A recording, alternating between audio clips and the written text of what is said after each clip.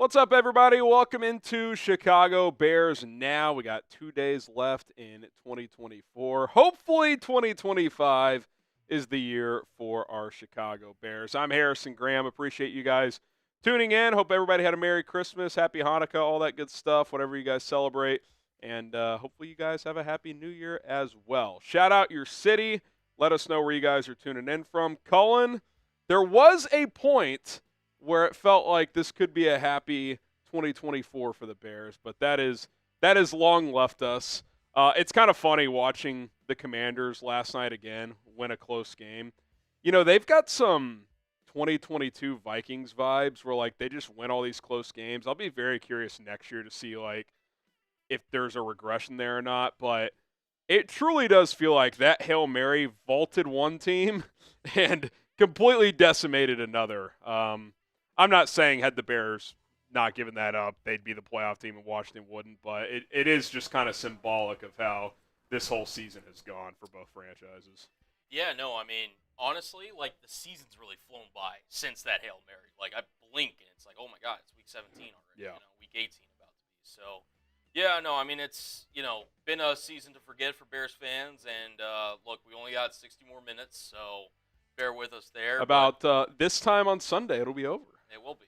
It'll be finally over. We'll be doing our final rants. Yep. Right about now. We'll be probably wrapping up the stream. Yeah, literally, answering the super chats of whatever the raffle is. Oh yeah.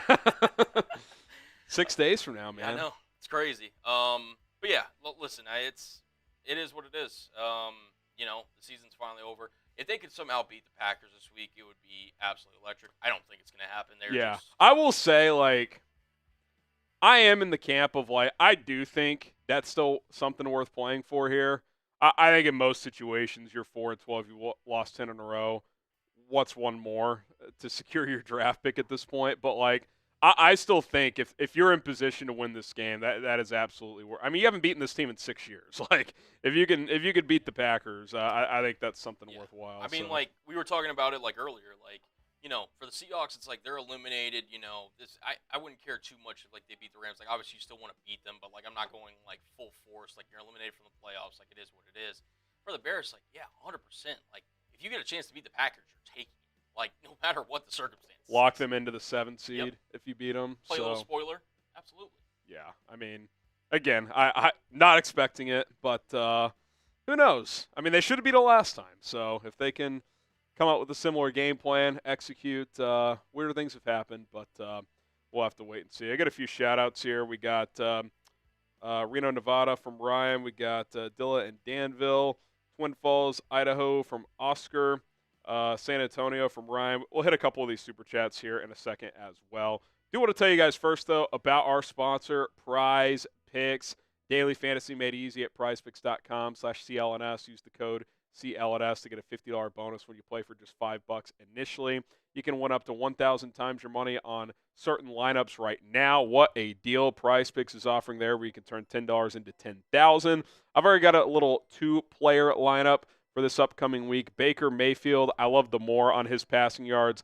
They got to win to lock up a playoff spot, so he's been red hot. That offense has been cooking, so I like that. Also, George Kittle, I like him to find the end zone as well here on Monday. A little demon pick there on that one. Kind of gives you a little more juice on the potential payouts. Those are tougher to hit. PrizePicks.com/CLNS. Use the code CLNS. Pick more, pick less. It is Prize Picks. We appreciate Prize Picks for sponsoring Chicago Bears Now and all of us here at Chat Sports. All right, we'll sprint through some super chats here. Kevin Warren, yes, this is my damn team, he says. Everything runs through me. All right, Kevin, we'll see how much you're swinging your you-know-what over the next couple of weeks, but obviously important times here. We got DeJounte Perkins, appreciate the 10. He said, assuming the Sears news isn't true about Ryan Poles getting an extension, other people were saying it too, so we'll see. I'd put it in the rumor category. We're definitely going to talk about our friend Sears Tower here. John Dorsey is my top GM candidate. Rebuilt the Chiefs and Browns. He's a very good talent evaluator. Also spent the last few years in Detroit during their rebuild. Yeah, I think Dorsey would be on the short list for sure. Wouldn't have a problem with that. I think there's a connection with Kevin Warren, too. I'd have to look into that. Obviously, Poles as well. He worked under Dorsey and KC for a while, so that would be interesting if you moved on from Poles and hired his former boss. But that would be a name that would be interesting to monitor as a potential GM option if they did get rid of Ryan Poles. Dennis, one thing about Poles, he does hear the noise. We wanted a quarterback and a receiver last draft. We got it whatsoever. So whatever Ben wants, I'm cool with. Thoughts on Ben seeking a 6-year contract? Also, offseason mock sent to Cullen. There you go, Dennis. Yeah, he sent me something before, and I will say, Dennis, we don't have time to go through this entire thing. I mean, Harry, I'm just going to show you, Oh, my gosh. That's detailed. Very detailed. And, I appreciate the message, Dennis, but, yeah, no, he's got some plans here. He's definitely got an idea, and I'm actually going to forward that to you. So all right, you can take a look at it, because, it's a lot. But, he does a really good breakdown. I'll give him credit. This is detailed stuff. As far as the 6-year contract goes, some people might say, oh, that's asking. Dude, you don't have leverage over this guy. Give him what he wants. If you're hell-bent on Ben Johnson, he wants 6 years instead of 4 or 5, give him 6 years. You got to get this thing right, man. He's the best candidate out there. He's the best candidate for what you need right now, in my opinion. Unless he just is a complete dud in the interview, he gives you the best chance to build sustained offensive play. So that is what I would do. If you want 6 years, give him 6 years. He wants to work with Poles, cool. He wants to work with someone else, cool with that too. Give him some keys to this franchise, and let's go win some games. Silent Storm Gaming, Bears are going to beat the Packers 42-27. I'd be shocked if the Bears scored 42, but we did just watch the Giants score 45. So yes. This is the NFL. You never know. Any given Sunday, baby. I'd be shocked. Actually, let's see what the old weather report is looking like for Sunday. Yeah, that's. Oh, baby. Ooh. A high of 20 degrees, it looks like, on Sunday. Let's check here. High of 21, low of 12. Not much chance of rain, though, so we won't get snow. But bundle up, Caleb Williams. It's going to be chilly. It's going to be chilly. Oh, baby. It's going to be chilly. Miguel Rosas. George is going to hire Gus Bradley for head coach. Gus Bradley should never be allowed to coach again after that defensive showing against Drew Lock. Drew Lock, according to EPA, had the best performance since 1999. 6th best in NFL history. How is that even possible when your season's on the line? That is it's honestly. That was a shocking game. Mad. If you told me Flacco would put up 33 in his first start in 2 months, I'd be, they're going to cruise. The Giants score 15 points per game. No, they gave up 45. That's one of the most shocking results in the NFL I can remember in recent years. No, one team who really doesn't want to win. Sure, the players do, but from a franchise standpoint, another team who has to win. Right. And you give up 45? Right. I was literally talking about it with our Giants host Marshall Green. I was like, no team won yesterday. No one won. DeForest Buckner's, openly saying we're gonna have some uncomfortable conversations. That they shit the bed. That was alarming for Indy. It was not a great look at all. And now, does Shane Steichen stick around? What's the future with Anthony Richardson? Rapport says he's, their guy, going into 2025. But, we'll see. It's. I'll believe it. I'll believe it when I see it. Something that we tend to see a lot here is our guy dropping a $100 super chat. It is Michael Horowitz. Boom! He's making it rain here on Bears Now. He says, I want what Silent Storm is taking. What is Silent Storm taking? Bears going to be the Packers 42-27. Oh, okay. Yeah. Same, Michael. That would be awesome. We got the Hall of Fame helmet in the other room. We'll be sure to get you a sticker on that. Shout out to Michael. And with the year coming to a close, Cullen, I think Michael's support in 2024 deserves a round of big old round of applause. Definitely the MVP of this channel. And Michael, by the way, I don't know if you saw, you won our jersey raffle the other night. So DM me whatever player jersey you want. We'll hook you up. And we appreciate your support. This was the super chat he was referencing. So 42-27. Silent Storm, man. What a legend. What a legend. What an absolute legend. But appreciate it as always, Michael. Yeah, I hope you had a good Christmas or holiday season, whatever you celebrate. So, yeah. Speaking of which, for those who did get Christmas presents, if you celebrate, best Christmas present you got or gave someone, either way. Because when you get older like me, it's more about, like, I have a 20-month-old, so, like, it's definitely more like, oh, what did our 20-month-old get? Right. But what'd y'all get? Did you get anything, Colin? Well, so that I jersey, know we're at the age. so the jersey that I wore at the watch party, Okay, yeah, that's a so good one. like that one's probably like a good bet for me. The best gift I gave somebody, I got this thing for my mom that like she has trouble sleeping, so I got her like this. It's like this oil diffuser or whatever that's like supposed to help you sleep. Oh, nice. Yeah, so like something that she can like have. So that See was if it'll really help. cool. She really Nice. liked it. So Nice. what about you? On each side of the spectrum. Someone said Caleb jersey. I would say, trying to think both ways. You know, the stuff me and my wife like getting is just like stuff for the house. Yeah. Like we got a new dresser and some new dining table chairs. Yeah. So like that's like the stuff you look forward to, like stuff for the house. Trying to think stuff I gave. I gave my wife a couple things. I gave her one of these like picture frames that lights up the text on one side, and it's like it was kind of a from me and our son thing. It was like to the world you're something, but to us or to the world you're a mom, but to us you're the world type thing, and then a photo of them two in the frame. So got her that. She really liked that. So stuff like that. Cool. We good? Oh no, we got social news. The social team just got a double dose of great news. What's the great news? We can now schedule reels and collaborate. Wait, was that not allowed No. before? we had It to, wasn't like, allowed, or Instagram didn't? we weren't allowed to do it. We We had would to set reminders on our phones. Oh, that's Yeah. a game changer. yeah, Massive. massive. Oh So my wait, so like when you collab, does that mean you don't have to like accept it anymore, or you? So you still have to go and accept it, but like we use like from the main account, we would have to set reminders on our phones. Yeah. Oh, gosh, So, even like- on my off days and Yeah. stuff. Yeah, Exactly. that So sucks. I'd have to wake up at like Saturday morning, like make sure I'm on my phone at like 10 a.m. Yeah. Collab with Harry. Put out a video at 9 p.m. whenever I get home. Yeah, exactly. So now we don't have to. Oh my That's god, that's awesome. such a game changer.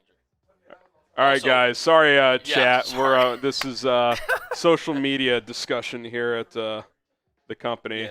DNT Electric says Ron Rivera should be the head coach. I think I read a report Yes, today that Jets. the Jets are interviewing Jets. him. Yes. was I gonna ask firmly you disagree on Ron Rivera. If you're gonna go with like CEO, just go get Vrabel then. Like if that's the route you're gonna go. So. that. 100%. All right. Wasim Khan says the chat says Pete Carroll is GM. Would you do it? Well, considering his player personnel decisions, especially in the draft and his last few years in Seattle, weren't very good, You do not. I would say no. You do not want him. Listen, I love Pete, greatest head coach in Seattle Seahawks history. I think you could do worse as just a head coach, but player personnel, not not his strong. not suit. his thing. Not his thing. Especially at this point in his career. 100%. Kind of like Belichick. Like Yeah. I think that's why he went to college. He knew he had no chance at player control, and college he does. So, yeah, you don't want that. Alex Amerling, my top 5 coach options: Ben Johnson, Liam Cohen, Mike Vrabel, Joe Brady, Cliff Kingsbury. That's a good list. I mean, I would go. I think I'd have Flores in my top 5. I think I'd probably kick Kingsbury out, go Flores 5. I think Cliff's back on my radar. I will say that. I still don't have him like in my top tier though. Yeah, I can't go Kingsbury top 5. I mean, I get what you're going for here. I mean, obviously a lot of offensive guys plus Vrabel, who's obviously got the credibility. I like Cohen for sure over Kingsbury, and I think I like Brady too over him. Yes, for sure. Cliff's probably that 4th guy though offensively at this point. Yeah, He'd probably maybe. be 4th. Maybe. Todd Monken from Baltimore, like I'd maybe slightly. The only pause with Monken is he's almost 60. So it's like never been a head coach, 58, 59 years old. And I like Monken. I think he should get some looks, but he's never been, but like I kind of know what I'm getting with Cliff, Yeah. and I don't know if that's the future I want with Caleb. I'm gonna be honest. yeah, I would tend to agree. I will say I do think he's done a better job this year of kind of changing the narrative a little bit. Him and Jaden kind of had like a down month or so, but they've kind of righted the ship here. Also, quick thing because before Alex, you're a Chat Sports real one. He was in our Lakers comment section on the most recent video. Oh, let's go, Alex. I don't mean to call you out, Alex. Colin's been fan? kind of our content creator for Lakers. Been putting together all the scripts and shows for that. So yeah, shout out to you, Alex. I know this guy. So shout out to you for tuning in. And appreciate also that. Shout out to Turtle for saying hi, Harrison and Colin. What's up, Turtle? We appreciate what it. All right, Zach says, hoping Sears fell for a Canary Trap F polls. There were other people saying it on social too. Adam Schefter, actually, I just read, said he expects polls to be there. He said it's Chicago, so you never know, but he expects polls to be there. Yeah, I mean, I've made my stance clear. I would prefer to reset there. Look, if Ben Johnson is interested in your job and he wants to work with polls, cool. Like that's fine, but I would probably reset, but if he's the guy he wants, I do wonder if Johnson looks at it and is like, hey, like I could work with this guy, and if I'm given player personnel power, then that's cool with me, especially on the offensive side of the ball. I made the joke in the office earlier that if Ben Johnson was opening, like Ryan Poles should be the owner of the Bears, like they need to make it happen. Like, yeah. I mean, Ben Johnson just get him. Just get him. Just do get what him. it takes. Just get him. Just get him done. Our guy Michael again, season tickets for the Bears. The only downside was it was this season. That's rough, Michael. That is rough. This season started with Michael donating a ticket to the Titans game, week 1. A true legend. Absolute legend. Shout out to Horowitz. Jeff Bartlett, 50-50 on firing polls. It would be foolish for any organization not to upgrade. Yeah, I mean, look, I kind of view him as like Eberflus last year and Fields last year. Like, sure, they had done some good things, but like, if you don't know, you kind of know. I would try to upgrade, but it sounds like they're not going to go that route. So that's where that sits. TJ, would it surprise you if we were bad again next year? I can't say it would surprise me at this point. Also, I mean, anybody who's being objective, like, could this change? But here on December 30th, I don't see how you could pick anyone but the Bears to finish last in the North next year. Now, they could be last in the North and be significantly better. I mean, the other 3 teams are all going to win 12 or more games. But, yeah, I mean, division's hard as hell, man. There's definitely a scenario where they're not a great team next year. Alex, love the DFS trade. That's shout out to Lakers. We had that covered, Alex. Yeah. Shout out to you for being on that Noti game, brother. Appreciate that. Michael, most of my decisions age like milk. Yeah, I think, it's because we all want to be optimistic about this team. And when it doesn't work out, it makes us look foolish. So, it is what it is. Sip, sip, sip says, Lincoln Riley OC, what are your thoughts? My thoughts are that he has $90 million owed to him, and he's not going to walk away from that to be an OC. Now, if he were to get fired, but he's not, he's back next year. So, earliest that could be possible is 2026. So, it's just not something that's going to happen. So, Anthony, not Bears, but what is Zach Taylor's future? I think they're going to run it back. I don't know if that's a great decision, but I'll say this, Colin. Had they blown that Broncos game, I do wonder if that would have shifted a little bit. Mm-hmm. But well, if they lost the Broncos game, right? Yeah, if they blew it, I mean, that shouldn't have even come down to overtime. That was ridiculous. Right. I think he's back, but if they fired him, I couldn't sit there and be like, well, that's a bad decision. So I think they'll run it back with him, and if they're not a playoff team next year, they'll probably fire him then. Most common sense, franchises would agree with you. This is the Cincinnati Bengals who kept Marvin Lewis forever. Yeah. So maybe there's a little more lenience. Look, that way. he got them. He was the coach when they got to a Super Bowl. Yeah. It's not like this is like the Eagles or something where like right. they expect that Quick most. trigger, Like this is the Bengals. Right. So I do think they're willing to be. But I think the difference is they've never had a player of Burrow's caliber. So like you don't want to be wasting seasons in his prime. So I do think he would be like one of the A-listers on the hot seat starting next year. But I do think he'll get another year. Josh, what about Bruce Arians as GM? I mean, are we just which 70-year-old former head coach can we make the GM? A, does he even want to do that? B, is he even qualified? I don't know. I don't think that makes sense. Michael, again, Zach Taylor has plateaued. Does feel like there's been some flatlining there. My thing, too, is, like, the offense is going to be good. So, like, they're actually a rare team, Cullen, where, like, I don't know, like a Mike Vrabel almost would make sense for them. Or even like a Brian Flores, a team set at quarterback, just upgrade the defense and the competency. Like, Yeah. I mean, I think Burrow's going to and Chase are going to work pretty much no matter who's calling plays. So, Yeah. Which, by that's the a way, thought. like, I mean, if you're the Bengals, do you find some way to pay T. Higgins? I get it's a lot of money dedicated to the receiver room, but, I mean, he completely changes the dynamic of that offense when he's in there. Now, granted, Jamar Chase is an otherworldly talent, Yeah. but, I mean, If you don't think Burton can take a step, I mean, I think Burton's never going to be a T. Higgins. no. but can he be enough of a value to where I try to pay him. It's just, does Mike Brown have the cash to pay Higgins and Chase in the same offseason? Yeah, I mean, we're talking about the coach. I mean, Brown's probably the poorest owner in the league. By far. And, these big contracts, it's about how much cash you have on hand because you have to give those big signing bonuses. So if they can make it work, Burrow's been pushing for it, that's for sure. He wants him to stay. Michael, again, bring in Dave Wanstead. Yes, let's bring back Wani. Shout out Wani. Let's keep the theme going. Mike Ditka, does he want to be the GM? I think he's 85. Does he have another Kicking and Scream? Does he have a Kicking and Screaming sequel coming up? All right, we got a lot to get to. We'll continue to answer your questions. We actually have a couple of mailbags we're doing today. So fire those away. Hashtag Bears or Super Chat. Be sure to like the video as well. If you love the Bears, love this show. Here's what we got coming up. The latest on the coaching search. Some Ryan Poles contract rumors as well. We're going to dive into that. I mentioned Q&A. Hashtag Bears Super Chat. We will continue to answer those questions throughout the show.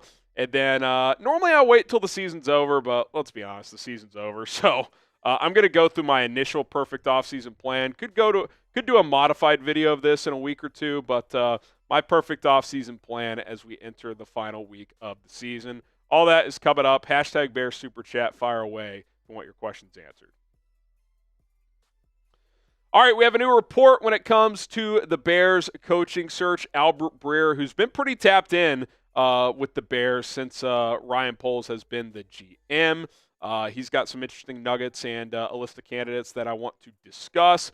And there's some rumors about Ryan Poles and his contract status that are floating out there as well. So we'll dive into that here on Chicago Bears Now. My name is Harrison Graham. Before we do so, we are closing in on 112,000 subscribers here on the channel. Your guys' support has been incredible throughout this 10-game losing streak. So if you want to help us reach that threshold, hit that sub button, 145 away, join the family, daily updates on the coaching search.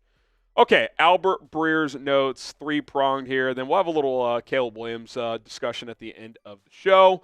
A little bit of a shift when it comes to the leader of men approach when it comes to what they're looking for in a head coach, which I've said all along, obviously you want a leader of men. He is the head coach.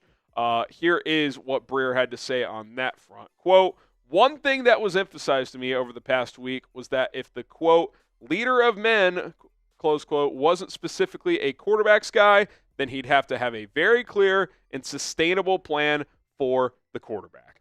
And what does that tell me? Well, it tells me that they need someone to develop Caleb and ideally have a plan for him to maintain growth and high-level play for years to come.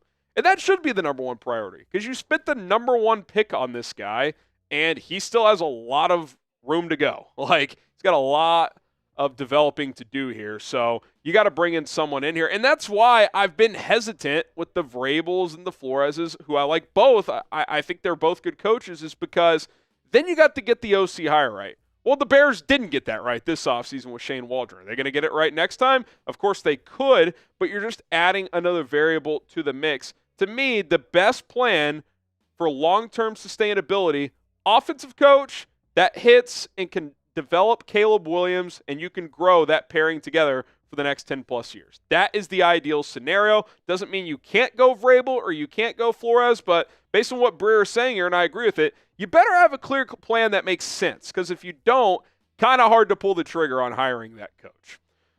All right, number two. Ryan Poles is running the coaching search based on Albert Breer and based on other rumors that have been out there. Here's what Breer had to say on this. He said, quote, "The biggest question that prime candidates have is about the role of team president Kevin Warren, and I think the McCaskey family is aware of that. To that end, Ryan Poles is set up to run point on the search, and I'm told, and this is key, that it's because ownership wants it that way. Warren will have a seat at the table and a major say, of course, but Poles will too, as the McCaskey seek alignment on the football operations side." Well, my initial reaction to that quote is, that does not sound like Ryan Poles is going anywhere.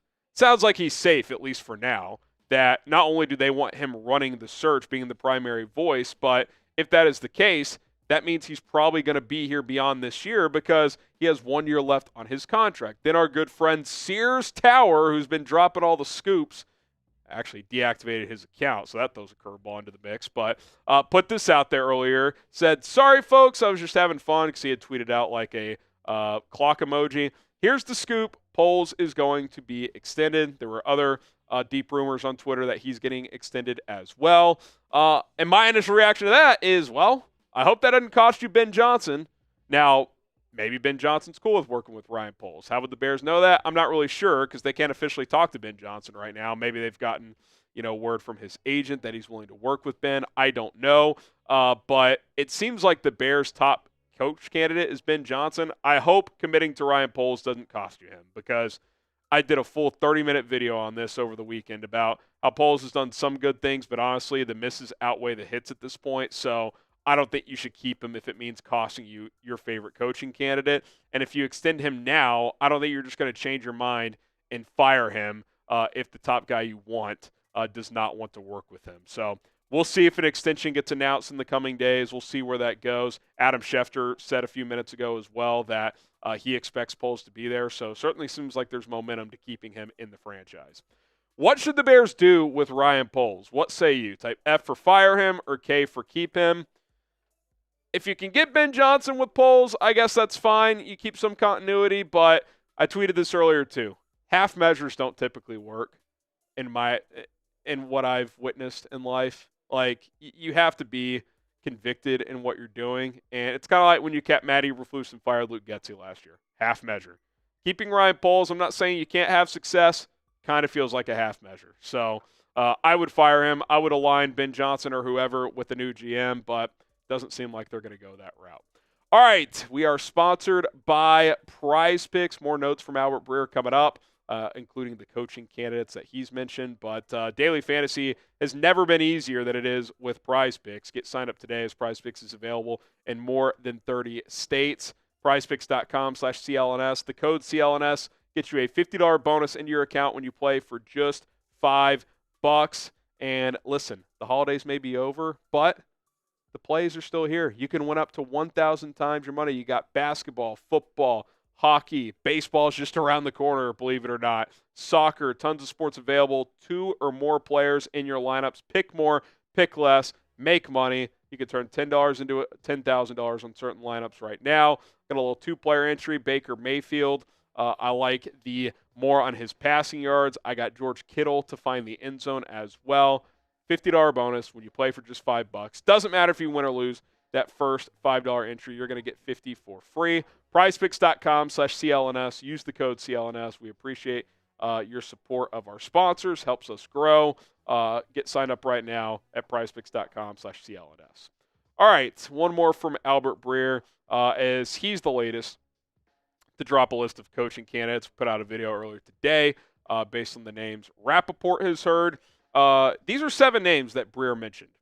A lot of the usual suspects: Ben Johnson, Mike Vrabel, Cliff Kingsbury, Brian Flores. I would say those are the 4 names that have been mentioned the most. He also mentioned Aaron Glenn. Kind of mentioned him and Vrabel together in that kind of hardcore leader of men category. He did mention that Thomas Brown will get a look, that the Bears upper brass has sympathy for the situation they threw him in. Kind of feels like they're going to interview him just as like a courtesy and give him a shake, even though it's probably not a fair shake, for being completely honest. But it does sound like they'll at least go through that process with him. And then Pete Carroll, too. He did say that the age thing is certainly a factor, but that they will likely at least want to talk to him. But I do think the 4 names that could be emerging as like the early like top grouping based on the reports out there from different sources. Ben Johnson, who I do think is a clear number 1 for the Bears. Mike Vrabel, Brian Flores, Cliff Kingsbury. Those are the names over the last, I'd say, week to 10 days that we have heard the most, especially Johnson and Vrabel, but Flores and Cliff, I would say, have infiltrated that discussion as well. I wish Liam Cohen was in there, to be honest. I like him more than Cliff. I probably like Joe Brady more than Cliff as well. But the Cliff-Caleb connection is something that exists, so certainly understand it. But for me, it's still Ben Johnson's the top guy. That is the route I would go. Now, name someone you don't want as the next head coach. I would say out of those names mentioned, the 2 I would want the least are Pete Carroll and Aaron Glenn. I think Aaron Glenn's a good coach, but if you're going to go defense, I'd rather go Flores or Vrabel. I don't really want to go defense, but I like those 2 guys more. And if you're not going to go defense, obviously offense is the preferred outcome. So that is kind of how I would look at that. But name someone you don't want as the next head coach down in the comments below. All right, quick news from today. Caleb Williams is going to play in Week 18. Not really sure why this was even asked at the presser today. Thomas Brown confirmed that all healthy players will play against the Packers. An opportunity to finish this year strong. Obviously, it's been a roller coaster. It's been wonky. At times, it's looked good. At times, it looks bad. I'd say, add it all up, it's been very up and down. Or I think roller coaster is fair to say, both for his play, but also just what he's dealt with, right? Offensive coordinator, fired. Head coach, fired. Guy who you made the offensive coordinator promoted to head coach. Like, that's a lot to deal with in your rookie year. It's been a lot to deal with. He also just objectively has been inconsistent. He said to himself in the Amazon pregame interview, he's like, I expected to be more consistent this year. So hopefully he puts his head down, has a good offseason. Hopefully he finishes strong against Green Bay. I'm not one of these people on social media who just thinks this has been an epic disaster and he's not going to be good and all this stuff. Like, I still think he's shown plenty signs of having a promising future, but that's where this coaching hire is so important. And that's why, I really, really hope they can get Ben Johnson, because I think he gives Caleb the best chance of sustainable success, both in the short and the long term. It is Packers week, though, and beating the Packers would be pretty sweet, although it's been a disappointing season. Get the FGBs going in the chat. You guys know what to do. You know the motto, FGB for life. It'd be nice to beat those SOBs and keep them at the 7 seed, as the Bears have not beaten Green Bay in 6 freaking years. All right. Speaking of which, we will be live for a Bears-Packers watch party this Sunday, so subscribe and join us for that. We'll, of course, have plenty of content between now and then here on the channel, so hit that subscribe button, and we will talk to you guys soon. All right. Sip, sip, sip. Is this Gruden? Is that what he means? This was sent right as we were starting. That's good stuff. Segment. I'd say any other super chats, let's just save these, or we could do Sip's other one because he just corrected himself, I guess. And this one, this is not a mailbag worthy one. Oh, okay. He says, gel the hair. Listen, I'm not going to make you feel bad, JS, but I was going to get a haircut this weekend, and I didn't because my wife has pneumonia. So wasn't able to get out, but thanks for my pointing out my hair deficiencies here. It is on the radar. Dead animal embarrassment. Donate today. That hurts. That hurts. That hurts the soul. That hurts the soul. Matt Nagy, hair is overrated. Yeah, I love Nagy in the chat. Shout out Nagy in the chat. All right, sip, sip, sip. We know you meant Gruden. Who's on your draft radar? Every offensive and defensive lineman that's ever lived. Abdul Carter, Mason Graham, Kelvin Banks, Will Campbell.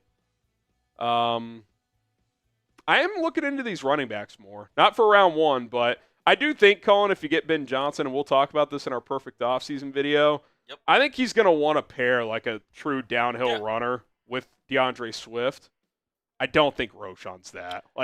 I don't think he's a 15, 20 carries a game capable guy. I think he can give you, 3 to 7 touches a game, short yardage, occasional dump off, but I have not seen enough from him to suggest he can be that, downhill, consistent Like, that's his play style, but I don't think he's explosive enough. So, ideally, he's your third back, and Swift is your lightning, and you bring in a Thunderbolt in here to be your kind of your downhill runner. Yeah, and again, could they address that potentially in the offseason and free agency before the draft? Maybe. Also a possibility. But this running back class is so deep. There's so many. I think you can just get one in the draft. Yeah, I mean, anybody from Caleb Johnson to Marion Hampton to Ollie Gordon. Scattaboo or Ollie Gordon. Like, I mean, you There's going to be guys down the line where you can just. For those wondering, free agents, Aaron Jones a free agent. I love Aaron Jones. I don't think he actually really fits that bill, though. Like, he's closer to Swift than he is. He's more of a one-cut back than a power back. Yeah. Najee Harris is kind of interesting. Is he shifty enough? Is he explosive enough? It felt like in the middle of the year he was having a big year. Then he kind of has slowed down, so I'm not sure. I will say with all of Pittsburgh's injuries, their offensive lines are comparable between the Steelers and the Bears. So, yeah, maybe. I'd rather just draft somebody probably because Najee's probably a 1 or 2 year contract. Nick Chubb, he feels kind of shot to me. He does, yeah. Javonte Williams, he's been hurt a lot. J.K. Dobbins is interesting. I kind of feel like the Chargers just bring him back, but it's not like last offseason where there were a lot of free agent running backs. So I think another thing too is you're already paying Swift $8 million a year. So ideally, you just draft one. That guy's making $1 or $2 million. So between the two, they're making $10 million bucks. So that's kind of the ideal. All right. These next two supers are more just kind of, statements. Okay. Hashtag Bears Super Chat, fire away. He says it'd be funny if Ryan fires Thomas Brown to save him. Why would that save him? What am I missing? The embarrassment of, I don't know, because you're Ryan, firing him. So, what is he saving from? To save Thomas or himself? What are you trying to say, Chosen Few? Follow up in the chat. You don't have to super chat, but follow up because I'm not sure what you mean. TJ, fire the head coach, but not the GM. More half measures SMH. Yeah, I mean, look, is Poles better at his job than Eberflus was? Yes, but has he done enough to just extend him? I would say no.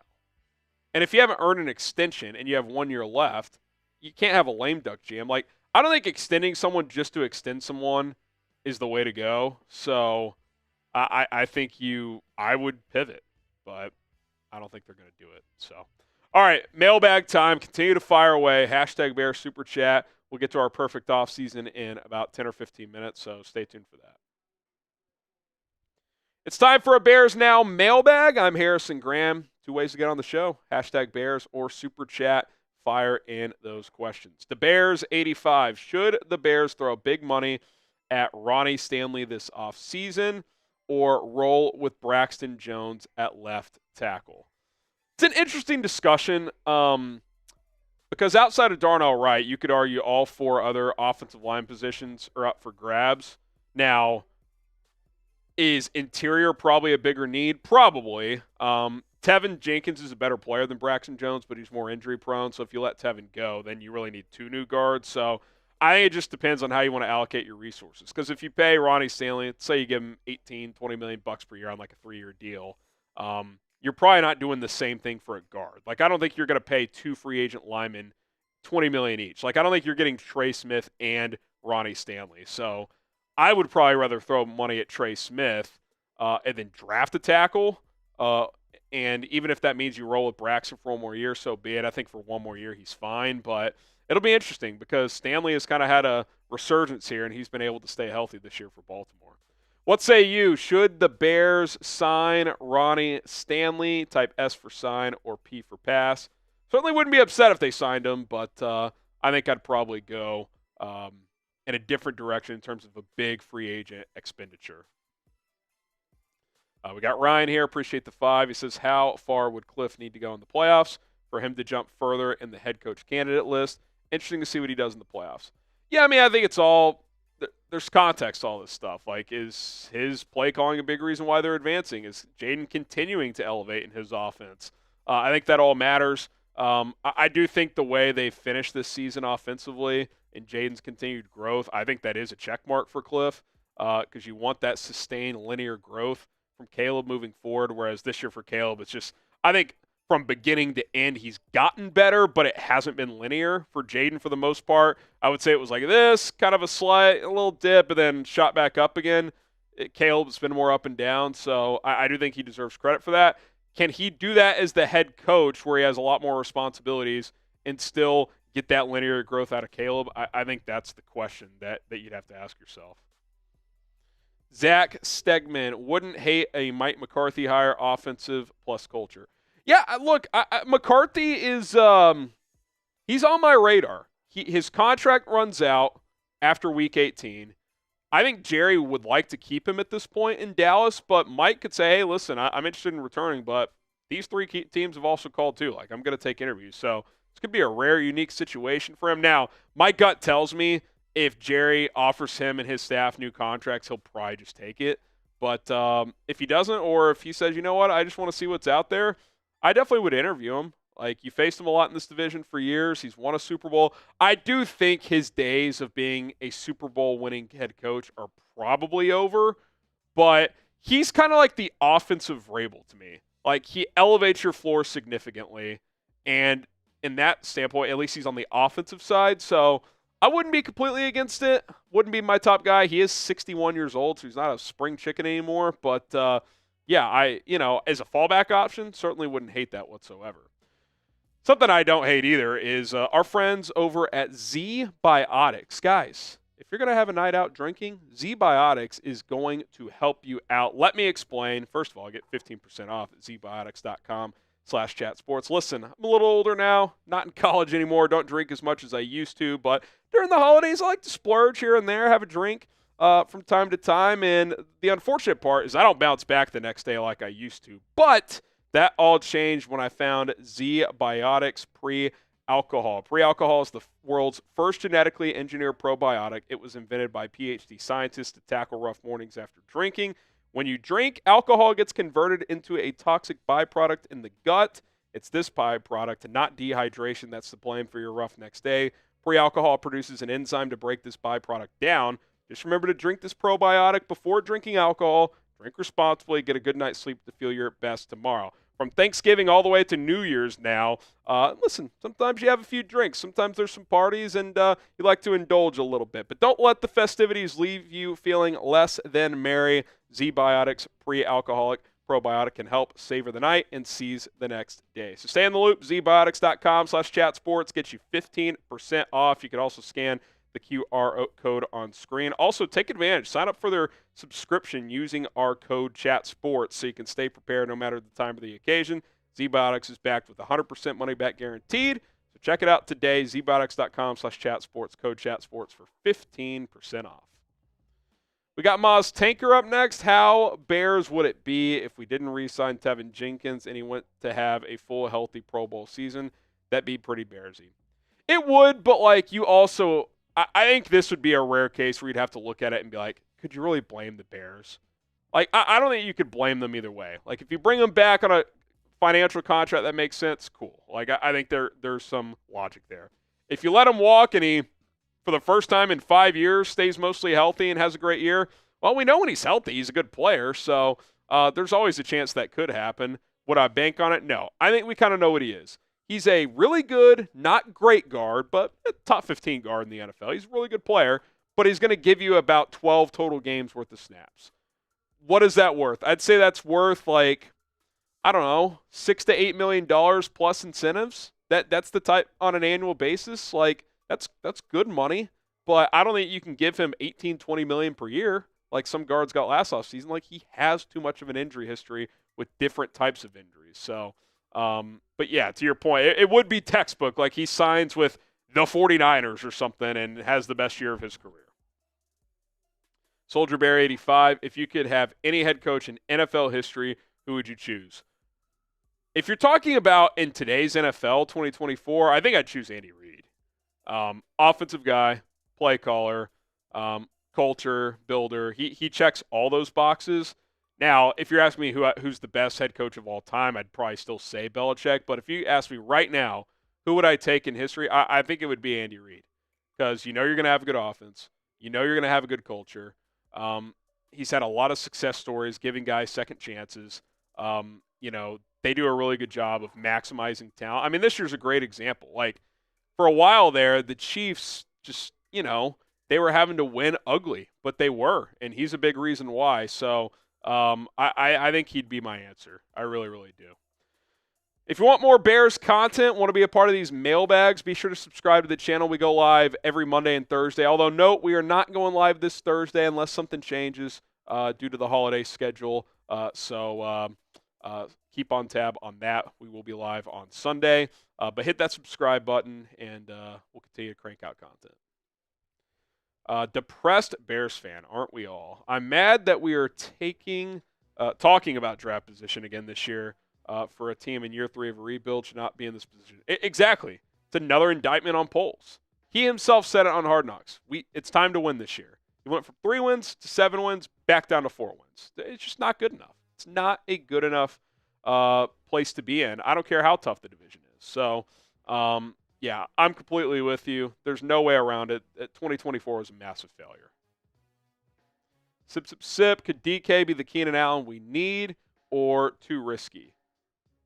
Like, trade for DK Metcalf? Is that what you're saying? I love DK Metcalf. It's a little bit of a head case, but I also just, like, you've got Rome and DJ under contract. Like, you need trenches players.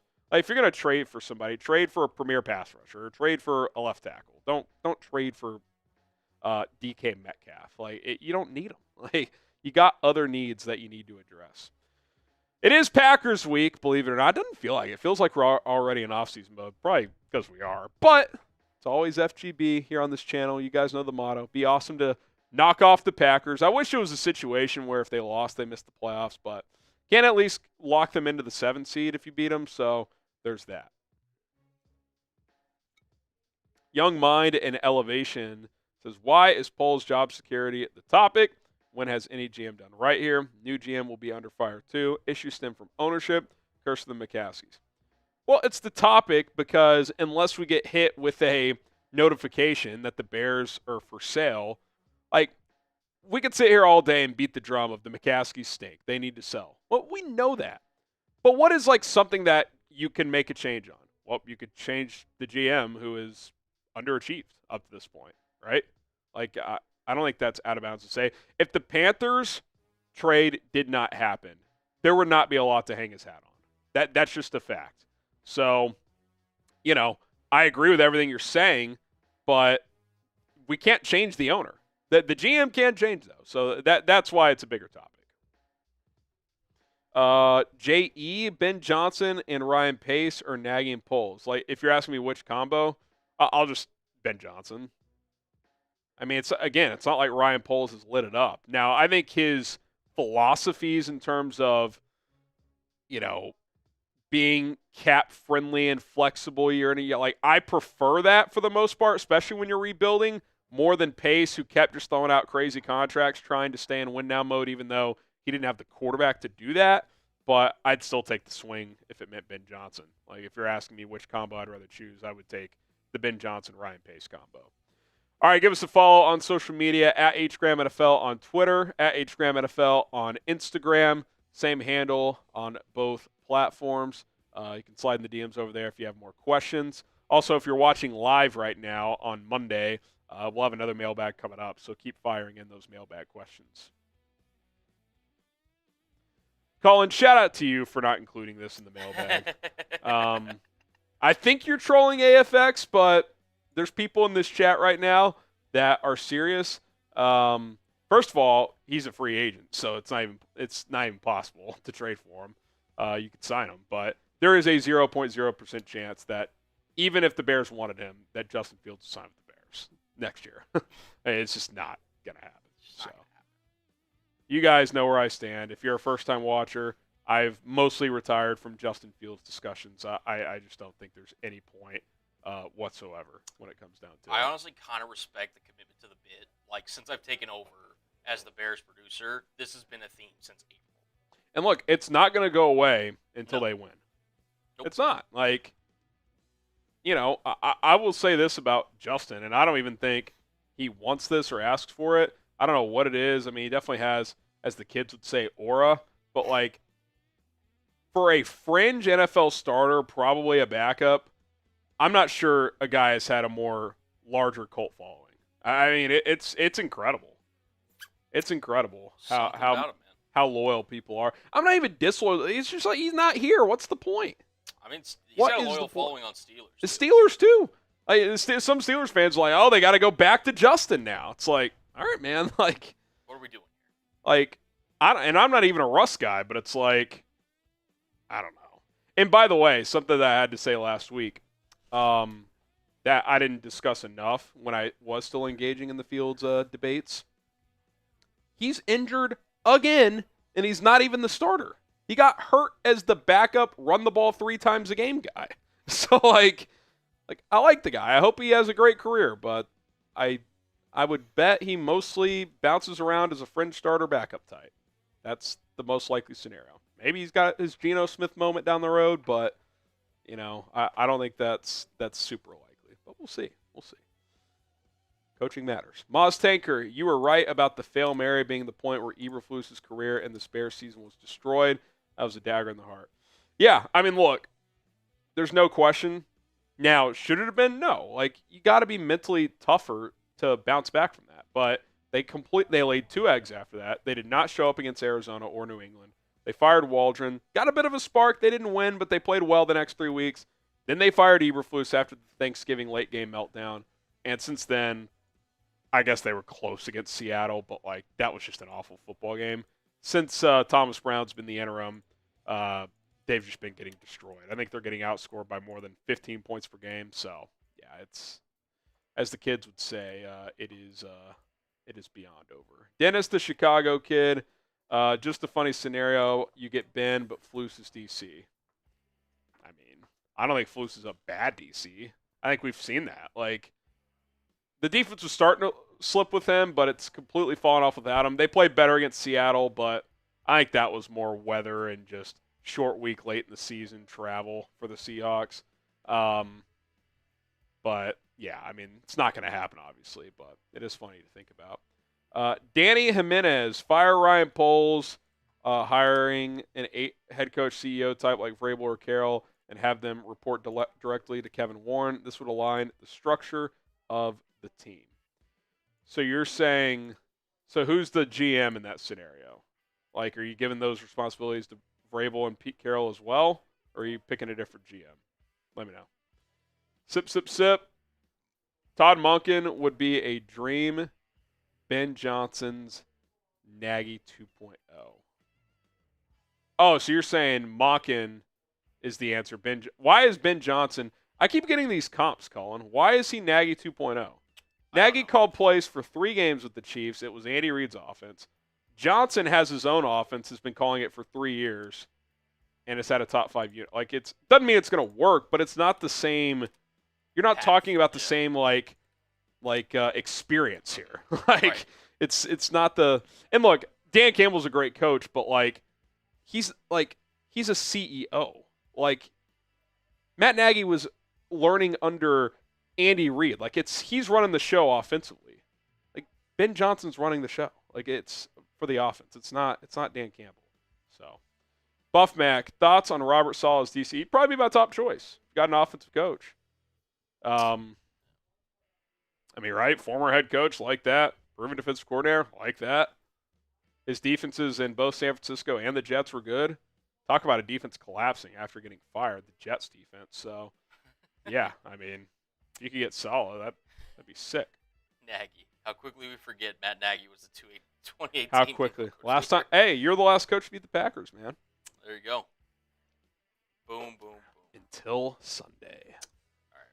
Chris, you've been kind of annoying people in the chat. I'm going to put you in timeout here. But speaking of Robert Saleh, we got a segment coming up that kind of has to deal with Robert Saleh a little bit. Yeah, and we'll answer more questions after this next segment, so keep firing away.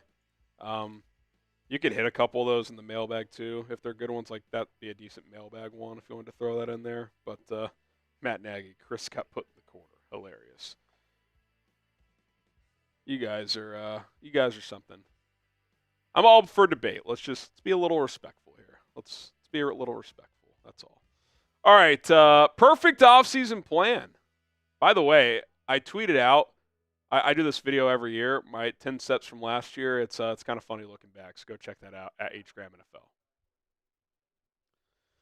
All right, the Bears have one game left in the 2024 season, but let's be honest. Win or lose against the Packers, we're in off-season mode for the most part here, and I'm going to jump the gun here. I'm going to get into my perfect off-season plan for the Chicago Bears. So hop on the train, get on this journey with us because the Bears have a lot of work to do, and these would be some areas I would address it in. Now, our off-season coverage is already in full force. It will only ramp up once Week 18 wraps up, and that includes the following. Coaching search coverage throughout the month of January, potentially on into February.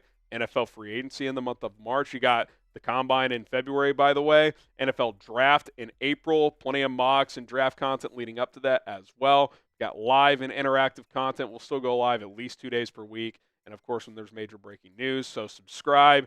Join us. We're not going anywhere. Myself, producer Cullen, bringing you videos every single day. All right, let's get to my perfect offseason plan. It starts with getting the best head coach available. That is Ben Johnson, the Lions' offensive coordinator. He certainly seems to be the top target for the Chicago Bears. He's guided a top 5 unit 3 years running, top scoring offense this year. They move the ball consistently both in the run and the pass. I think what I really like about his offense, too, is I think people look at Ben Johnson sometimes and are just like, oh, he's just this really creative guy. It's like, yeah, he's creative, but they'll also just hit you in the mouth, too, which is where, some personnel things are going to have to change. You got to get better up front and probably get a downhill runner. We'll talk about that. But it's not just all these trick plays that circulate on Twitter. It's like, no, they're going to hit you in the mouth, then they're going to set up play action, then they're going to work in a trick play, then they're going to spread you out, then they're going to go back to running the ball up the gut, then they're going to hit you with Jahmyr Gibbs. Like, yeah, he has a lot of weapons to play with, but he knows how to use those weapons, and that's what a good play caller does. Players, not plays necessarily, and they get their best players involved early and often. Now, our dear friend who recently deactivated his account, he did say he'll be back, so we'll see. Sears Tower says, don't have any more Bears scoops for you all now until they interview Ben Johnson. There won't be significant movement until then. It's his job to take if the Bears can convince him. He'll get a 6-year deal. His agent won't do anything less than that. So based on him, based on Ian Rappaport, Albert Breer, there's a lot of buzz about Ben Johnson and the Bears. He certainly seems like their top candidate. Can they convince him? We'll have to wait and see. And if they do, I think you got to give him heavy roster control, especially offensively. Like, you hire Ben Johnson, I think he's got to have control about, hey, I want to bring in this guy. This is the player I want to target in free agency, draft, etc. I'm looking for this prototype at this position. I think Ryan Poles has to be willing to give up some of that and give up some of his beliefs because, quite frankly, he just hasn't hit enough. And Ben Johnson knows exactly what he's doing with the personnel he has offensively. Now, defense, maybe that's a different story. Maybe Poles works more so, some with Johnson and whoever the defensive coordinator is. But I think you got to give Ben Johnson some of the keys here and give him some roster control. Sears Tower, again, he was kind of the first one to leak out that Ryan Poles is going to be extended. That has not been official as we're filming this on Monday, but Albert Breer has heavily referenced that Poles is expected to be back. Schefter and Rappaport have as well. Certainly seems like that's the way we're going. Now, look, if Ben Johnson's willing to work with Ryan Poles, cool, so be it. They better not lose their chance or diminish their chances of getting Ben Johnson, though, by retaining Ryan Poles. That is what I will say about that, because I think Ryan Poles is fine. I think he's a young, fairly bright guy, but I don't think he's proven enough that if he costs you your favorite coaching candidate, if you're running this search, that's not acceptable to me. So, look, you get Ben Johnson. If he's your top guy, you identify him, he comes here and works with Ryan. Hey, no harm, no foul. I'm fine with it. But if you don't get him, if he chooses Jacksonville or somewhere else, and a big reason why is because you weren't willing to let go of Ryan Poles, to me that's just a miscalculation. That is a massive error in judgment. So we'll see how it plays out. Hopefully it doesn't come to that, but that is what I will say about that.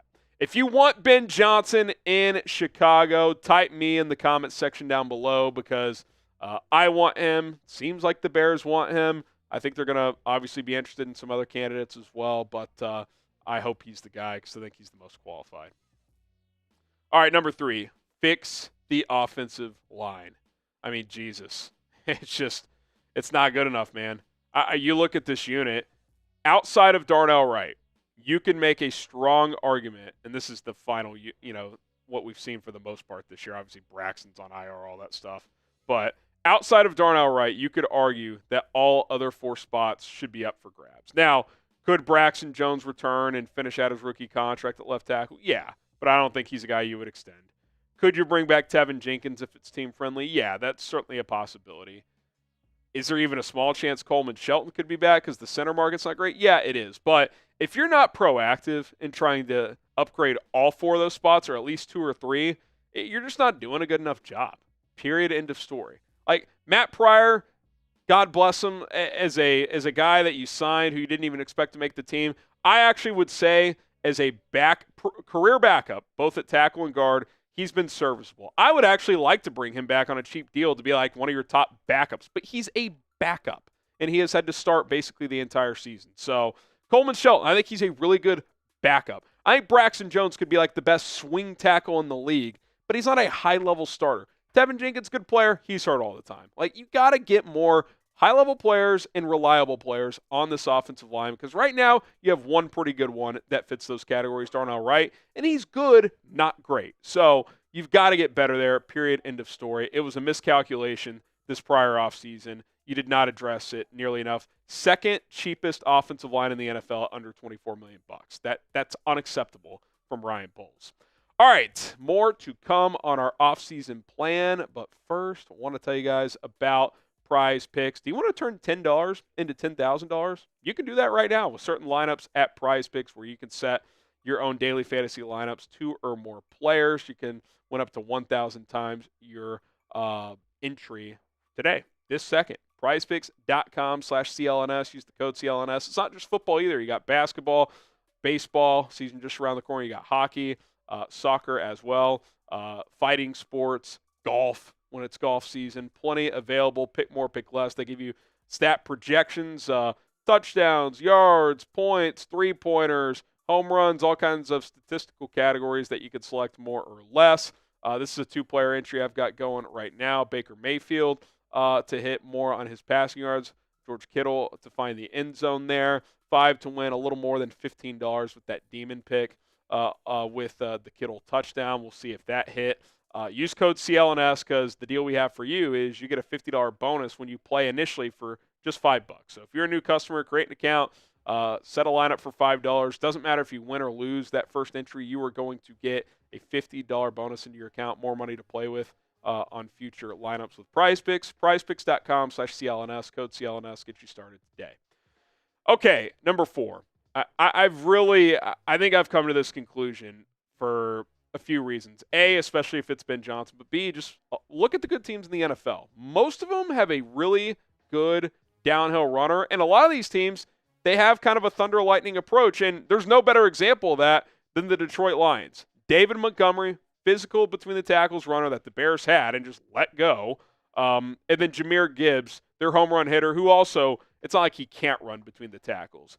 DeAndre Swift, is he a starting running back in terms of, like, are there 32 running backs better than him? No, there's not. Like, in that sense of the manner, he is a starter. He's had a fine season. He's a good player. But I think I don't think you're maximizing him, using him as a 3-down primary back. I think in an ideal world, you draft someone as early as the second round, but probably more like third or fourth, fifth at the latest, probably third through the fifth round. And there's a lot of good players in this draft. Marion Hampton, Ollie Gordon, Caleb Johnson out of Iowa. You're not going to get Genty, but who cares? There's plenty of other guys. Get an explosive downhill runner. And, most people might say, well, Roshan's north and south. He's not explosive. Like, he has no speed. He should be your third back.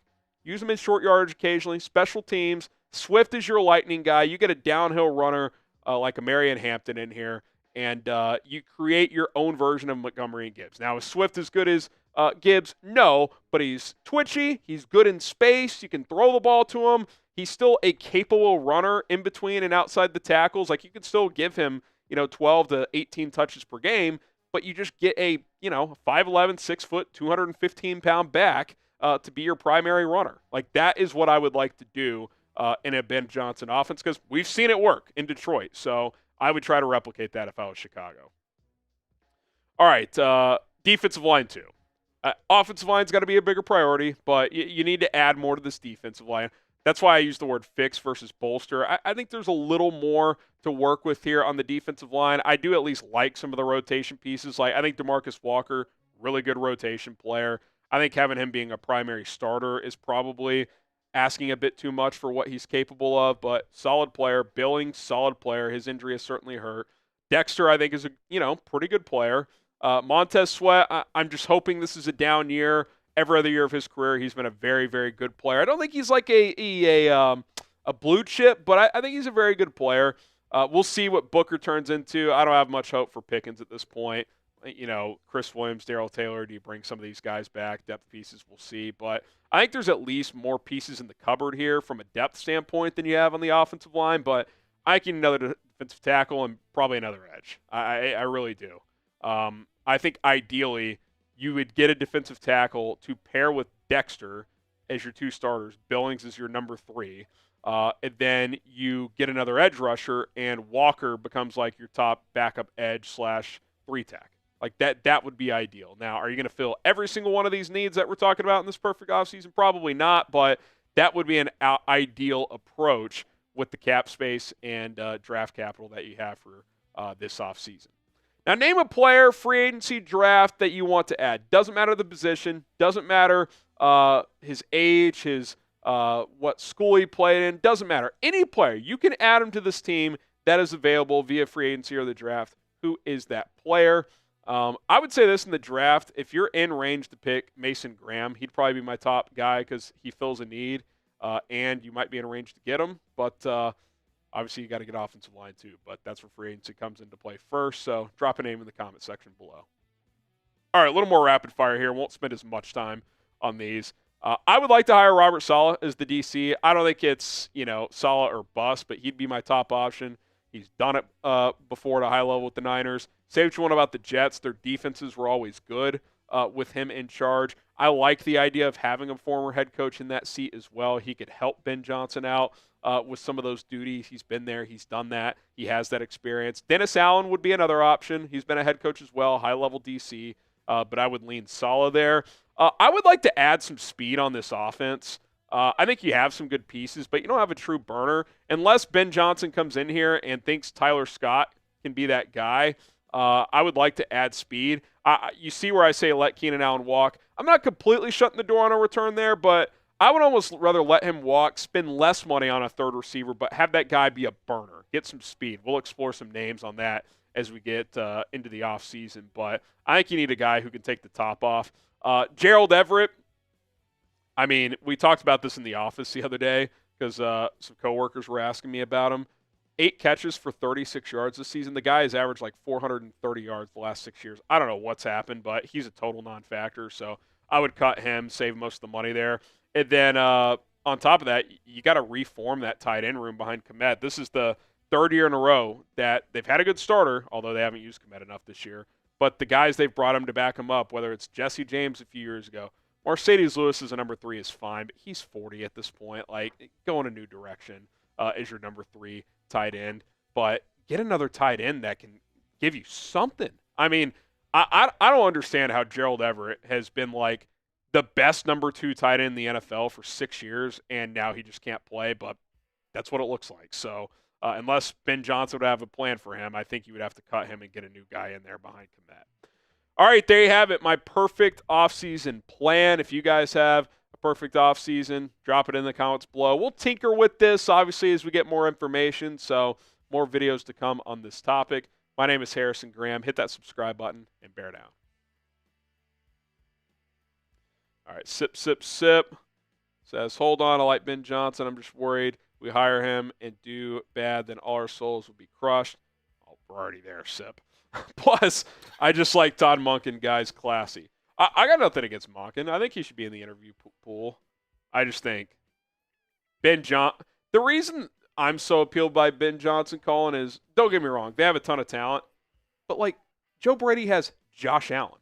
Todd Monken has Lamar Jackson. Jared Goff's a good player, but if his career ended today, he's not going to the Hall of Fame. Those two guys are. So, like, I just think what he's been able to do with a good but not special quarterback, I think is pretty impressive. Yeah, no, for sure. And look, there's clearly like a hierarchy whenever you're talking about, Bears offensive minds, really just available offensive minds that could be someone that the Bears target. And look, like you said, Monken's a really, nice piece, but he's almost kind of at the same level as Joe Brady to me, where it's like, because of all the talent, because of, the quarterback that he's working Kind with. of works against him as a candidate, fair or not. Yeah, like that's just kind of the reality of it. So, look, I mean, I think Monken should get interviewed. I think Joe Brady. I think a lot of these guys should get interviewed. But, I mean, Ben Johnson clearly has the best. I almost wonder if those guys are better suited as like a guy who's already developed. Maybe. Maybe. Like, I'm not saying Goff wasn't developed, but he needed some rebuilding. He needed a little retooling a little bit. And not only did they build him back up, he elevated, like, to a level he had never been to. So, like, that's what appeals me. Like, I'm not saying – I've pointed out why I like Joe Brady. I think his utilization of running backs is something that the prior guys in Buffalo didn't do that well. But you have Josh Allen. At minimum, you're going to have a top 10 offense. Like, there's just you could run and you could point with any scheme. And you could point with Monken, too. Like, he's really, like, elevated Lamar's passing game, like, from what he was earlier in the career. And that's, like, a positive. But that's not something you're really looking to try to do with Caleb.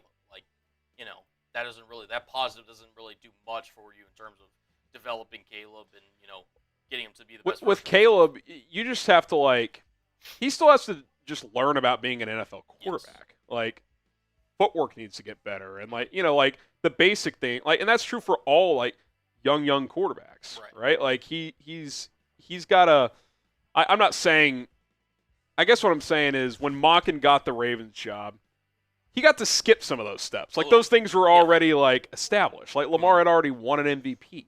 Yeah. Like, Josh Allen had already been a consensus top 3 quarterback for 5 years when Brady took over last year. So, like that's not the situation here. Like, you have a lot of talent to work with Caleb, but you have to develop him here. Like, he's still a little bit raw. Like, there's no question. And not to mention Brady, I mean, his most successful stops with Josh Allen and, Joe Burrow at LSU, whereas, when he was with Carolina, didn't look as great, and had kind of work his way back up. So, I mean, it's, again, like, there's levels to this. Nothing wrong with Monken, Brady, any of those guys, but Ben Johnson's clearly. Yeah, and those guys would all be on my list. I just think Johnson checks more boxes for me in terms of what I'm looking for. So, that's what I would say. Eddie Padilla, if you fire polls, who are some GM candidates. I think the guy I mentioned earlier, Dorsey's a good one. I think the Lions assistant guy that's been brought up a lot. What's his name? Ray Agnew, I think's his name. Agnew. He'd be up there. Isn't Rick Spielman's brother also in that organization? Yeah, Chris Spielman. Yeah. Could you get him to be your GM? Maybe. That'd be interesting. It's harder to find GM candidates, I will say. I always go back to the well of, like, all right, who are the really good run franchises? Like, Baltimore. Who's their number? Like, that's who the Chargers hired. They were just like, all right, Jim Harbaugh and Ortiz. We'll just grab him from Baltimore. Yep. So, guys who have been – and listen, Bowles fit that bill. He was with the Chiefs under both Dorsey and Veach. So, like, he had the credentials. Commanders grabbed what's his face from Adam Peters from San Francisco. Yeah. So it's that same. But also the Titans grabbed Rand Carthen from San Francisco, and there's questions there. It's early, but it's early. I do want to see him draft a quarterback. That's not Will Levis. So we'll see. By the way, Will Levis back. Yeah. Him and Rudolph both going to play this week. Both playing. What a fall from grace that guy is. I mean, that guy's got a national TV commercial. Oh, I see it. You see it all the time. Yeah. And he's splitting chilling time with Mason Rudolph. Could be worse, Bears fans. Could be worse. Paleo, join the stream. Was Poles just blind to this offensive line failures and shortcomings? Only $24 million to the O-line. That is sad. I don't know what the right adjective is, but he did talk about the depth of the O-line and being proud of it. Now, look, like, Matt Pryor, proven to be a pretty good backup. But, like, Larry Borum, like, he's a fringe swing tackle. Fringe. And I get it. There's not a lot of great swing tackles because there's an offensive line shortage, but he's just okay. Like he will sign a vet minimum deal for some team next year and have to earn a roster spot probably. Karan Amagaji, not ready to play. Ryan Bates, we didn't really get to see him play because of injuries. Okay, fair enough. But like you traded a 5th-round pick for that, and he hasn't even played for you. So, the bottom line is not enough investment made on the offensive line. Period. End of story. For sure. All right. Mailbag time. One more to go. Hashtag Bear Super Chat. Keep firing away. And we will continue to answer these questions. Then we're going to get out of here. Appreciate everybody tuning in here on a Monday. Let me make sure I got nothing here. All right. Should be good. Appreciate your guys' questions in the chat today. Let's do one more mailbag, shall we? Bears Now mailbag time. I'm Harrison Graham. Ryan Poles Hater in the chat saying, should Chicago bring back Khalil Mack in free agency? Interesting question. He is a free agent. I think he's going to be 33, so certainly not in his peak prime. Although he did have 17 sacks 2 seasons ago, 2023. This is the numbers he's put up since he's left the Bears.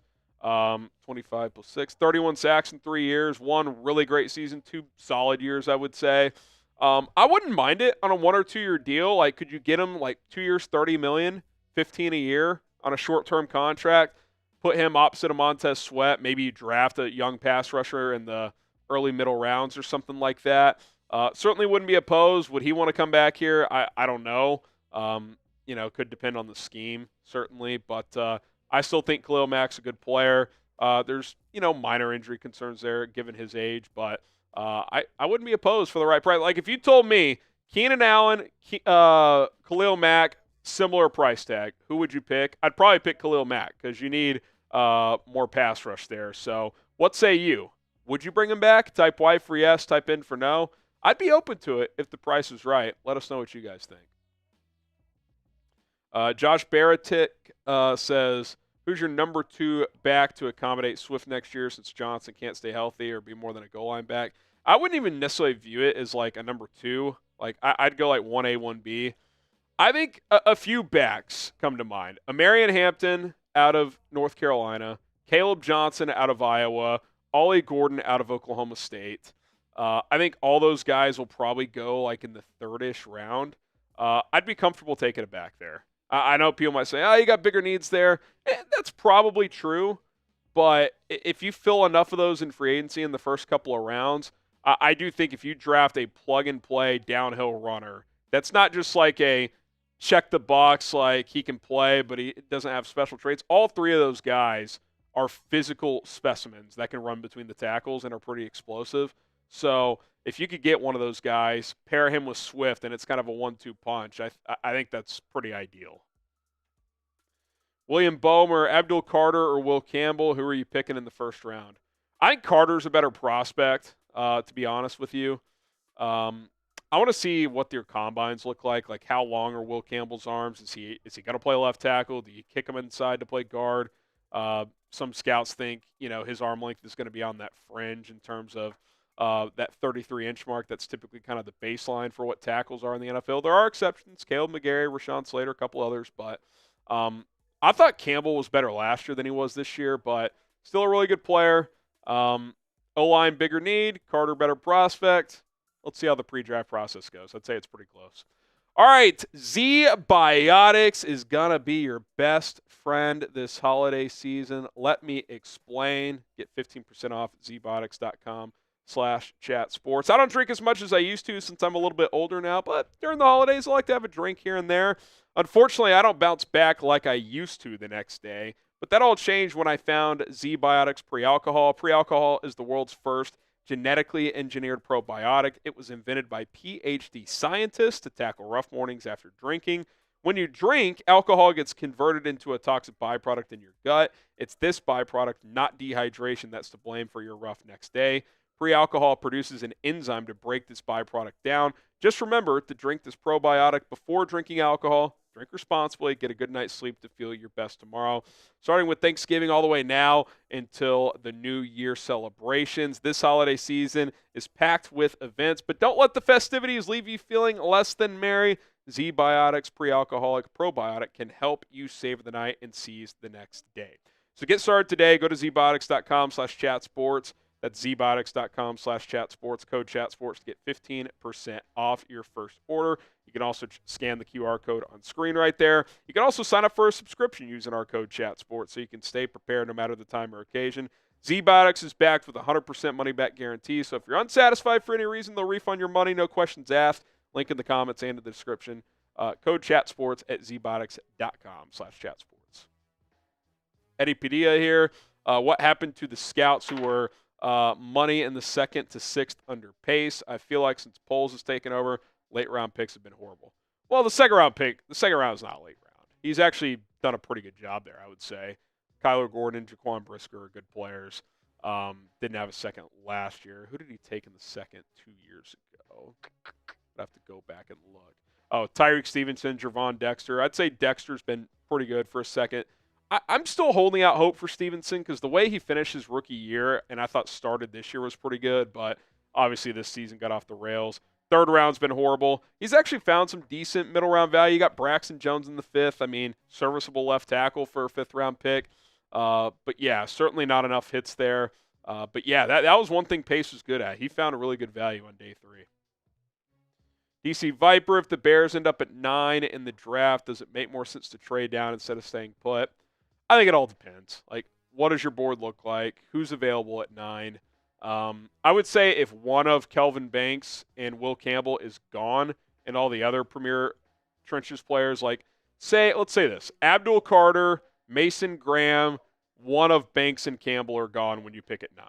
I'd probably just take whichever one of those 4 was still left, if only one was left. Now, if multiple are left, could you move down a couple spots? Yeah, but I would want to get one of those premier trenches players. Now, things are going to change. Other names are going to enter the mix. I was listening to a podcast the other day that a lot of the draft discussion is pick number 6 might not be that different than pick number 15. It's just not a loaded, high-end, top-of-the-draft type of draft. So unless you're in range to get Travis Hunter or Mason Graham, picking 12th versus 7th may not be that big of a difference. So, in that case, moving down from 9 to 13, get an extra pick, could certainly make some sense. But it all depends on who is still available when you draft. So that is what I would say. Subscribe to the channel. We got the latest Bears news and rumors on a daily basis. We're covering the coaching search, full offseason ahead with free agency and the draft and everything else in between. So do not miss out. YouTube.com/BearsNow. Let's continue to grow this thing. Cody Munson, if a needy team is willing to trade up and make it worth our while, I'm trading back in a heartbeat to get more picks. Yeah, again, I'll say this. Trading back makes way more sense than trading up. I would say that. Unless there's just some player you're absolutely in love with, like Mason Graham, you think he's a generational 3-tech, a Chris Jones type or something that you could pair with Dexter, okay, sure, move up a couple spots. But other than that, if you're asking me if I'd rather trade up or back, I would definitely trade back. PD, when can we get rid of Tremaine Edmonds? They can get rid of him this offseason, but it basically saves them no money. It doesn't create a bigger cap hit, but my gut feeling is that Tremaine is back for one more year, and depending how he plays next year will determine whether or not he returns for the 4th year on his contract. Just looking at the breakdown here, if you cut him pre-June 1st, you save $4.3 million, dead cap hit of $13 million, because his cap hit right now is 17.4. So you'd save a little change. If you post June 1 cut him, you'd save 6.8, dead cap of 10.6. So even at a post June 1, you're still going to carry a $10 million plus dead cap hit. I would say, unless there's a trade partner out there, because that would save you $12.5 million, he's probably back next year. And look, he's a fine player. I definitely dog on him a good amount. That's mostly because what they paid for, they have not got. He's not a $17, $18 million linebacker. That's just the reality. So we'll see what happens. My gut feeling tells me he's back one more year, probably gone the next year because he has no guaranteed money for 2026. Fill in the blank. The Bears 2025 head coach will be blank. Who's that player going to be? Drop his name in the comments section down below. Lacora Victor, is Kansas City's right guard Trey Smith a home run, or will he resign? Or will Casey? Well, do you mean home run like the Bears are going to get him? No, that is not a home run. Is he a home run in terms of they should go after him if he's available? Yeah, like he'd probably be at the top of my list if he hits the open market. But I would say the Chiefs are going to try to keep him. I mean, he's a young rising guard in this league. Like, you don't let premier offensive linemen go. Now, when you have a lot of high-paid contracts like the Chiefs do, you got to pick and choose. Joe Tooney's getting a little older. Maybe they would be willing to let him walk, although his ability to just slide over to left tackle and be good is excuse me, pretty nice to have. But I would guess the Chiefs re-sign him, but that certainly remains to be seen. Shannon Eidson, sign Kareem Hunt. I mean, I think he's done some nice things for the Chiefs, but if you actually look at his numbers, I think he's like 3.8 yards per carry. Like, I don't think he fits that bill of what I was saying earlier, like he's your Thunder to Swift's Lightning. I think for a team like that where he knows the system, they know he can play a role, they can maximize a player like that at this point in his career. That makes sense. I don't think he's hey, we got a new head coach in Chicago and we're looking to jumpstart this running game. Like, oh, let's bring in 30-year-old Kareem Hunt. Like, I don't think that works. Like, he's a guy that you put on a win-now team that can play a role for you. Like, that's kind of how I view that situation. All right, follow us on Twitter at HGramNFL, same handle on Instagram. DMs are wide open if you want to talk some more Bears football. If we didn't get your question answered, we can answer it over there at HGramNFL. Couple more here. TJ, more of a chance Poles walks away than gets fired. Maybe. I don't see why he'd walk away, though. Even if he has some power stripped from him, like, most guys, Cullen, get one crack at being a GM. Yep. Like, even if you don't love the structure, are you just going to walk away? I mean, I don't see that as a likely outcome. Yeah, I think he'd rather just play it out and hope it gets turned around, even if some of his power gets stripped. Yeah, and maybe try to regain it if, the future allows it to. Yeah. I agree. Exactly. I agree. All right, what else we got? Chicago legend. Let's go Raiders, Jets, Carolina, Jags, number 5 pick. Yeah, the Bears can get as high as the 4th pick and as low as the 10th. So the variance has increased a little bit based on the outcomes last week. I'm still in the camp. If you have a chance to beat the Packers, you do it. But I will acknowledge and understand that, like, if you lose, like, there's potentially some upward mobility here. So, and I will say this. If you end up with, like, let's say you get the 7th pick, that kind of gets you in the Mason Graham, Abdul Carter range, potentially. I don't know if 9 or 10 does. So, it's kind of a win-win. I'd rather beat the Packers. You're still guaranteed a top 10 pick, worst case scenario. But if you lose and a couple of those teams win, you get the 7th pick, hey, sweet. That's a benefit as well at this point. But I'm still team FGB and beat the Packers. All right, shout out to Cullen for producing this thing. We appreciate everybody tuning in today as well. We got our guy, Nick Lopez, hanging out behind the scenes. He was interacting in the live chat some, learning the ropes, so shout out to him. Appreciate you guys for tuning in. Happy New Year tomorrow and on into Wednesday. Oh, by the way, Cullen and I, before we sign off, I don't know if we have the thumbnail here, Cullen. Yeah, we do. We meant to plug this earlier. We'll plug it here.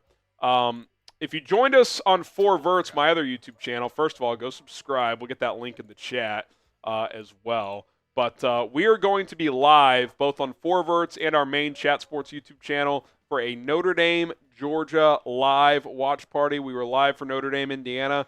Something tells me, Colin, this game's going to be a little bit better. So we're going to run it back and see. I mean, you and I haven't had great games recently, period. But maybe we're due. We're so due. And it's a new year. Absolutely. It's January 1st. So there we go. Join us for that. That's going to be a lot of fun on Wednesday night. I think that's 7:45 Central Time? Yeah, it's around 7:30, 7:45 around that time. So, yeah, make sure you come check us out. I mean, listen, always a good time chatting with you guys here in the live chat. And, again, more of a different style, different side of Harry, obviously, in the college football space. And We had a lot of, again, wasn't the greatest game, but I had a lot of fun the first time we did it, so looking forward to this one as well. Yeah, we'll run it back. Forvert's link is in the live chat. Irish, Bulldogs. We'll see who gets it done on Wednesday night. So we'll be back live then. We'll have some Bears content, of course, over here as well before then as well. Shout out to everybody once again. We'll see you guys soon. Bear down.